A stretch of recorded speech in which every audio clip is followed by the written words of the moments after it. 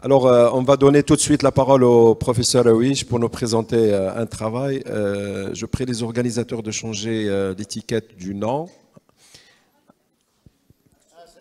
Voilà. Alors, Tresiba, insuline de nouvelle génération aux preuves de sécurité irréfutables. Donc, un sujet très intéressant et très instructif, je suppose. Merci, monsieur le modérateur. Donc, salam alaikum. Alors, c'est toujours un plaisir d'être ici parmi vous. Et là, pour animer donc, le symposium de Novo Nordisk, que je salue, que je remercie aussi. Et un grand merci aussi aux organisateurs qui m'ont donné cette chance aussi de venir. Mais aussi un très grand merci au monsieur Heddoum qui m'a mis comme l'acteur principal de sa présentation. Et à Texaha.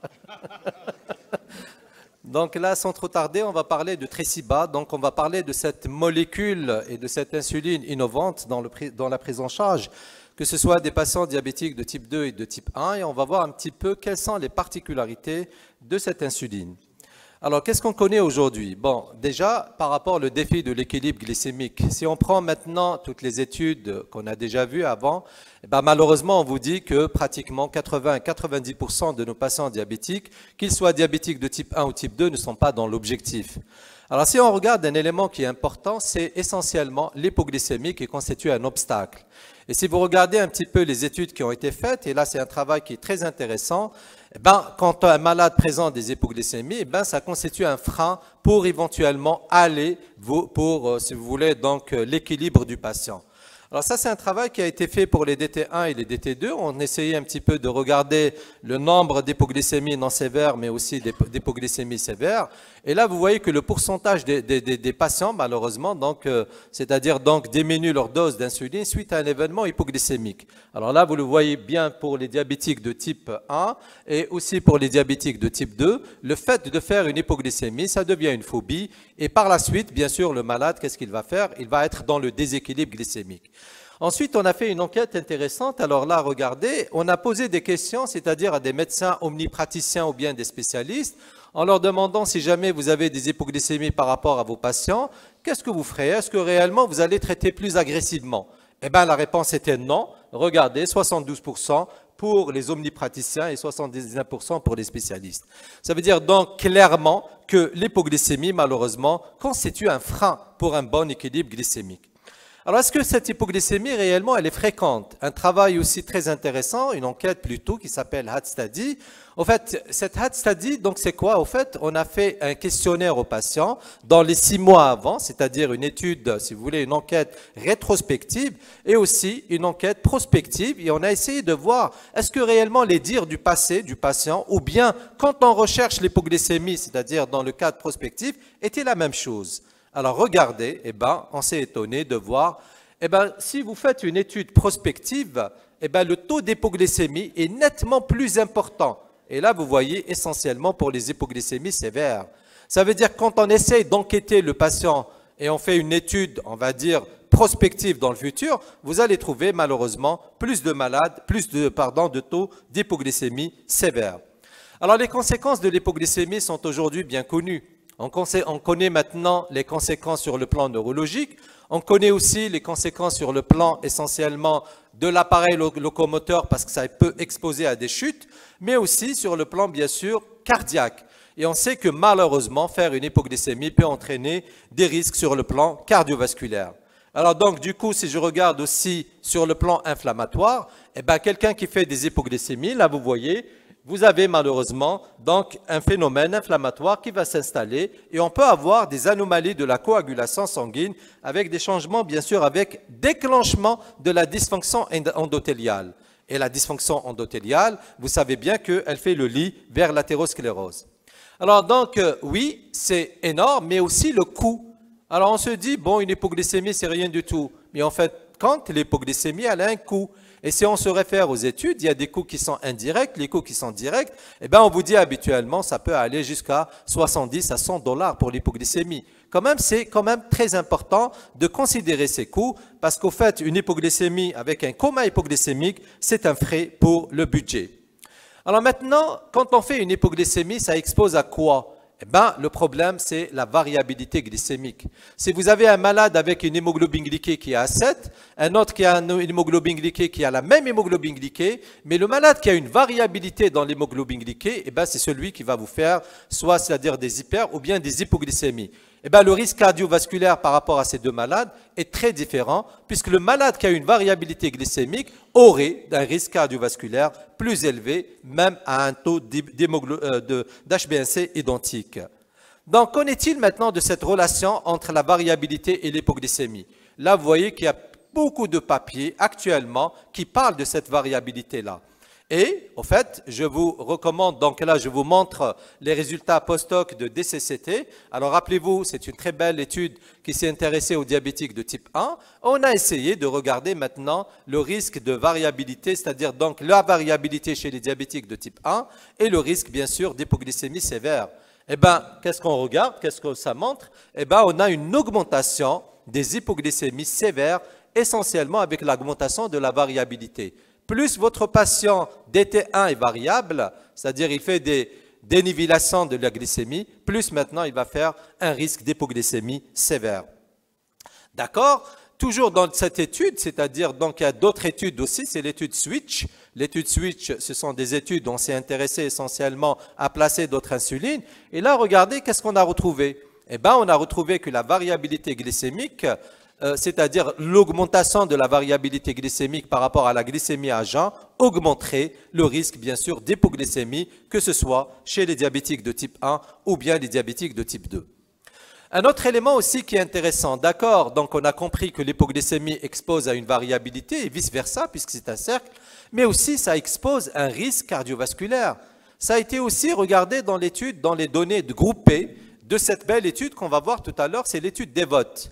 Et dans cette étude, qu'est-ce qu'on avait remarqué? Que les malades, malheureusement, plus ils étaient dans les hypoglycémies sévères, plus malheureusement, vous avez le MACE qui est élevé. Donc ça veut dire qu'il y a une corrélation aujourd'hui entre le risque de faire une hypoglycémie et le risque cardiovasculaire. Et là, vous le voyez dans ce tableau, c'est très bien détaillé. Donc vous voyez que le risque accru de décès, bien sûr, de toutes causes confondues, suite à un événement hypoglycémique grave. D'accord? Donc c'est pour ça qu'il y a eu cette innovation thérapeutique. Pourquoi je dis cette innovation thérapeutique? Parce qu'au fin de compte, on a besoin de changer de l'insuline. On a besoin d'avoir, c'est-à-dire donc des insulines qui sont sécuritaires avec moindre de variabilité. Donc la bonne insuline, il faut qu'elle ait des normes. D'abord, il faut qu'elle soit efficace, c'est-à-dire qu'elle ait un effet hypoglycémiant intéressant, avec un profil glycémique plat. Plus notre insuline elle est plate, plus le risque hypoglycémique, bien sûr, diminue. Mais aussi, il faut qu'elle ait une faible variabilité glycémique. Mais aussi, ce qui nous intéresse, c'est la durée d'action. Il faut qu'elle soit longue. Alors, si je vous recommande donc de regarder ce tableau-là qui résume un petit peu l'innovation donc de l'insuline depuis 1921, on a fêté les 100 ans. Alors là, vous voyez qu'on était avec les insulines humaines. Ensuite, on est parti dans les insulines analogues de première génération. Vous les connaissez. Donc, vous avez la glargine, la U100 et l'insuline d'Étémir. Alors, si je regarde maintenant ces deux insulines, qu'est-ce qu'on a en fin de compte par rapport aux insulines humaines? Qu'est-ce qu'on a gagné? Eh bien, on a gagné sur la variabilité glycémique.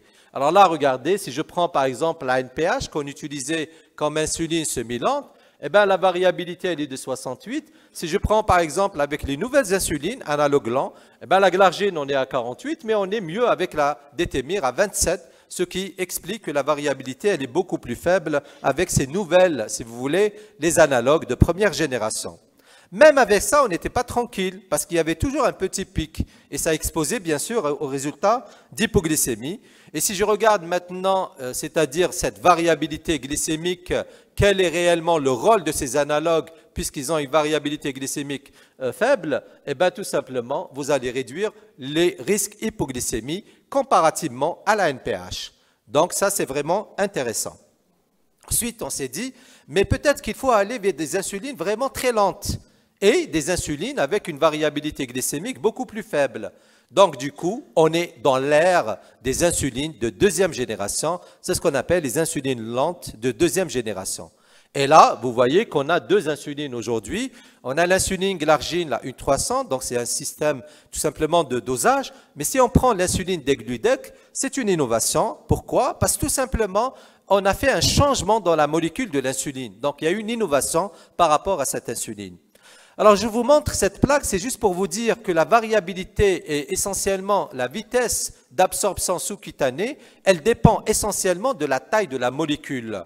Alors, vous savez que l'insuline, elle se présente sous forme de monomère. Si vous avez des monomères, si elle se présente sous forme de monomère, vous avez une absorption qui est très rapide. Si vous avez donc sous forme hexamère ou dihexamère, l'absorption serait plus lente.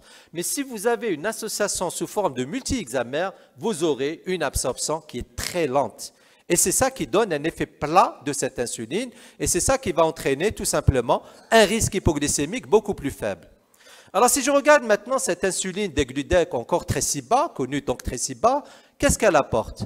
Regardez au fin de compte, dans le flacon, elle se présente sous forme de dihexamère. Et chaque hexamère contient 6 monomères. Donc, qu'est-ce qui se passe? Quand on l'injecte, en fait, elle va c'est-à-dire donc elle va se fusionner. Et elle va créer tout simplement des multi-hexamères. Donc, c'est ça la nouveauté de cette insuline. Alors, cet effet multi-hexamère, comme je viens de vous montrer, c'est ça qui profère l'effet très lent de cette insuline avec un effet plat et avec un risque hypoglycémique qui est beaucoup plus faible. Donc, cette insuline, ensuite, elle va, c'est-à-dire se dégrader sous forme de monomère qui va rentrer dans la circulation sanguine et bien sûr qui sera lié à l'albumine pour arriver au niveau de la cellule cible et entraîner l'effet hypoglycémiant.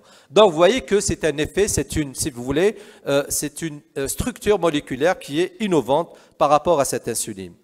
Alors oui, mais aussi la pharmacocinétique qui est intéressante. Et là, regardez, si je me compare par rapport, c'est-à-dire degludec versus glargine, la U100, donc vous voyez que la demi-vie de Tresiba est 2 fois plus longue. C'est ça ce qu'on veut d'une insuline lente. Il faut qu'elle soit beaucoup plus longue pour assurer une bonne couverture. Et sa durée d'action, elle peut aller jusqu'à 42 heures. Alors vous allez me dire, mais puisqu'elle va aller jusqu'à 42 heures, on a un risque de cumul de l'insuline pour entraîner des hypoglycémies. Ben non, il n'y a aucun risque. Même si vous injectez quotidiennement cette insuline, il n'y aura pas un effet cumulatif et pas de risque d'hypoglycémie. Et ça, c'est vraiment intéressant. Et c'est pour ça que, vous voyez, quand je me compare ici, la demi-vie de l'insuline degludec versus glargine, là on est donc la demi-vie moyenne, 25,4. Ici, on est à 12,1 donc heures. Autre intérêt aussi de cette insuline, c'est l'effet plat.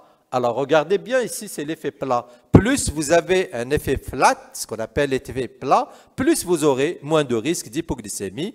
Et aussi, ce qui est intéressant aussi à dire par rapport à cette insuline, c'est qu'elle atteint l'équilibre clinique en 2 à 3 jours. Ça veut dire quand vous injectez la première fois, vous injectez la deuxième fois, vous injectez la troisième fois, c'est au bout du 3e, 4e jour où vous aurez une stabilité de cette insuline et vous aurez donc l'effet escompté de cette insuline. Ce qui explique la titration avec cette insuline, elle peut se faire suivant 2 modèles, soit on fait 1 fois par semaine ou bien 2 fois par semaine. Ça, c'est aussi un confort pour le patient par rapport à la titration. Alors donc, je disais maintenant, et la variabilité. On a parlé de la variabilité des insulines de première génération, c'est-à-dire donc, et la variabilité des insulines donc analogues de 2e génération. Et là, je me compare avec la U100 Tresiba, avec la même dose. Vous voyez que la variabilité ici, elle est pratiquement identique. Par contre, ici, eh ben, il y a un effet hypoglycémiant parce que la variabilité glycémique, elle est beaucoup plus, on va dire, donc, importante par rapport à la glargine. Ça a été aussi démontré par rapport aussi à la U300 et donc là, la variabilité intrajournalière de l'effet hypoglycémiant de Tresiba qui a été moindre d'environ 40% par rapport à la glargine. Alors donc, oui, c'est intéressant parce que c'est une variabilité intrajournalière, mais en interjournalière aussi, donc là aussi, ça a été démontré pour la U100 et la U300, on avait 4 fois moins de variabilité avec Tresiba comparativement aux autres insulines. Donc ça, c'était les études qui ont montré que cette insuline, donc non seulement un effet lent, mais une variabilité beaucoup plus faible. Alors, ce qui est intéressant aussi de regarder, d'accord, est-ce que réellement cette insuline, on peut la proposer en fonction des différentes, si vous voulez, populations particulières? Eh bien oui, quel que soit l'âge, vous voyez que ça ne change pas, quelle que soit la fonction hépatique et quel que soit le niveau de l'insuffisance rénale, puisque M. Haddoum est avec nous, donc là, vous voyez qu'il n'y a aucun changement dans la pharmacocinétique de cette insuline. Ça veut dire qu'elle est sécuritaire, quel que soit le degré aussi de l'insuffisance rénale. Alors donc, oui, on a parlé tout à l'heure maintenant de cet effet de variabilité glycémique importante et de risque d'hypoglycémie et du risque cardiovasculaire. Maintenant, est-ce que c'est une insuline qui est sécuritaire sur le plan cardiovasculaire? Très belle étude qui s'appelle l'étude DEVOT.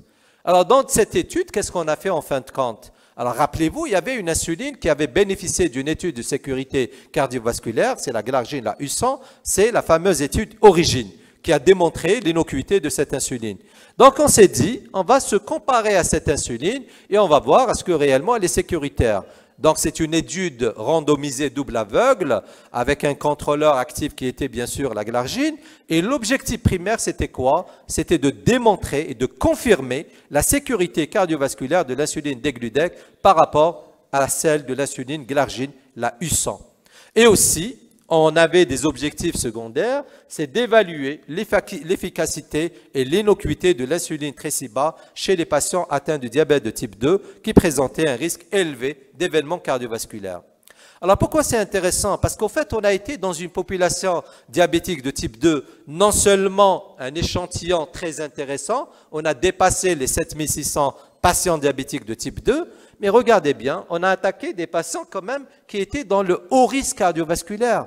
Ça veut dire qu'on n'a pas choisi tout patient, tout venant. On a sélectionné les patients qui avaient un haut risque cardiovasculaire. Et qu'est-ce qu'on a fait? Il y avait deux bras. Alors le bras qui a été mis tout simplement sous degludec, sous Tresiba, et le bras qui a été mis sous glargine. Et on a tout simplement suivi les patients pour regarder bien sûr par rapport à la sécurité. Alors donc, au fait, l'objectif c'était le MACE. Et regardez, il n'y avait aucune différence significative entre les deux insulines. Ça veut dire donc, il n'y a pas, Tresiba a démontré son innocuité, sa sécurité sur le plan cardiovasculaire. Mais la cerise sur le gâteau, c'était ça. Dans les objectifs secondaires, on voulait regarder les hypoglycémies. Regardez, dans les hypoglycémies, DEVOT a confirmé effectivement la sécurité cardiovasculaire, mais on avait réduction de 40%. Ça, c'est très important, des hypoglycémies, bien sûr, sévères. Et on avait, parce que les plus redoutables, c'est les hypoglycémies sévères nocturnes, on les a réduites de 53% avec Tresiba comparativement à l'insuline, donc la U100, pardon. Alors donc, résultats de cette étude, les voici. Sur le plan sécurité cardiovasculaire, degludec versus la U100, non-infériorité confirmée. Si je prends maintenant le taux d'hypoglycémie, on gagne parce qu'on réduit essentiellement de 40% par rapport aux hypoglycémies, on va dire sévères, et 53% les hypoglycémies sévères nocturnes.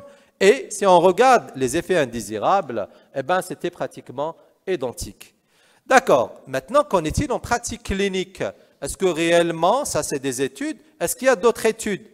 Si je compare, je regarde un petit peu toutes les études dont a bénéficié essentiellement cette insuline degludec, alors vous les voyez ici, toutes les études confirment qu'elle a un intérêt, essentiellement sur l'hémoglobine glyquée. Bon, c'est pratiquement la même chose si je me compare à la U100.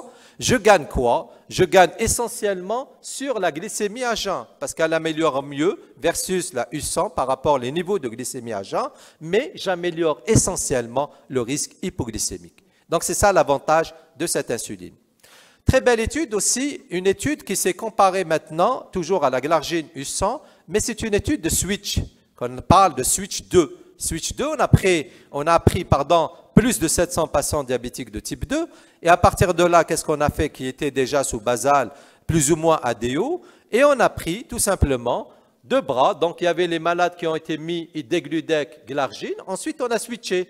Et il y avait donc deux périodes.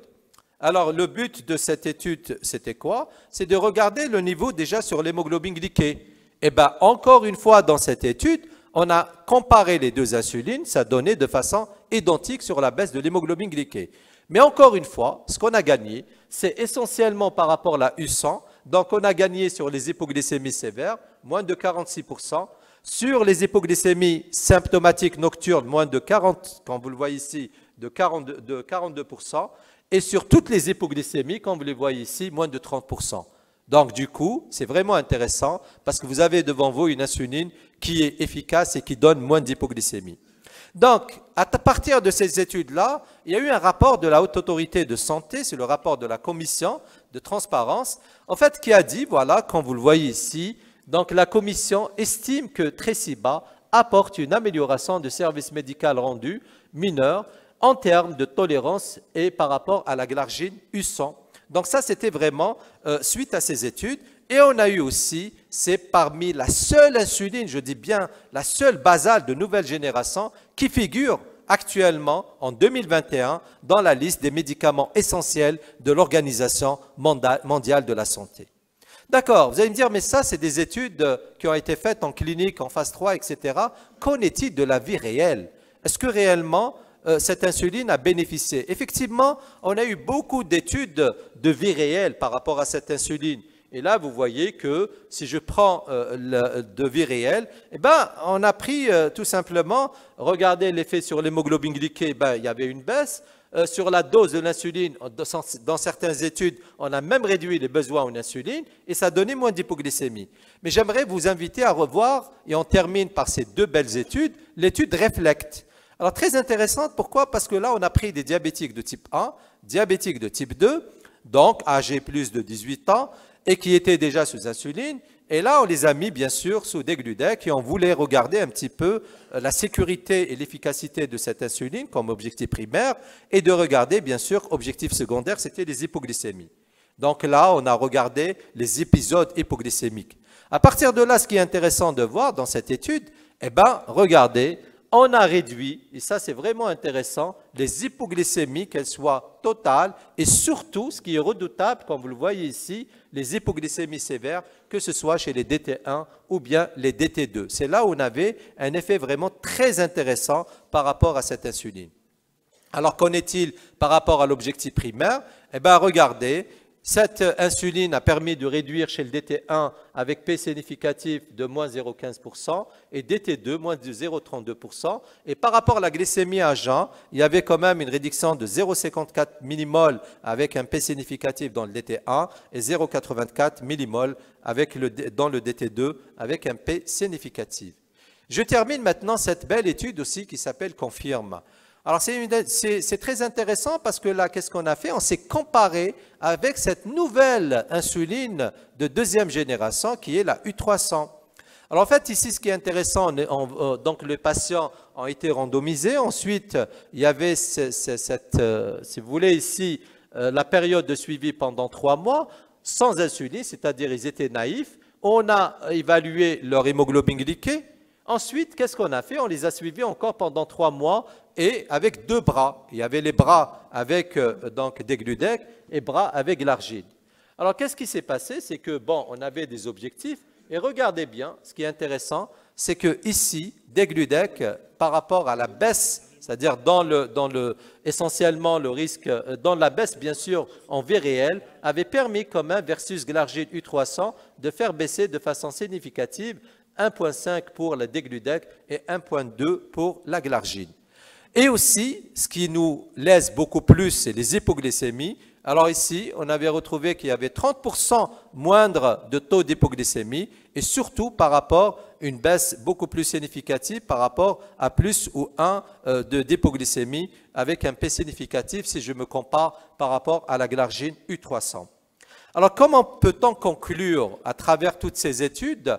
C'est qu'effectivement, on a devant nous donc une insuline qui permet d'obtenir un effet hypoglycémion plat, stable, sur 24 heures avec une durée d'action de 42 heures et une moindre variabilité versus glargine U300. Il y avait aussi une sécurité cardiovasculaire qui était prouvée chez les patients à haut risque. Là, vous avez vu les études, donc l'étude DEVOT. Réduction de taux d'hypoglycémie globale nocturne et sévère. Là, on a vu l'étude SWITCH 2.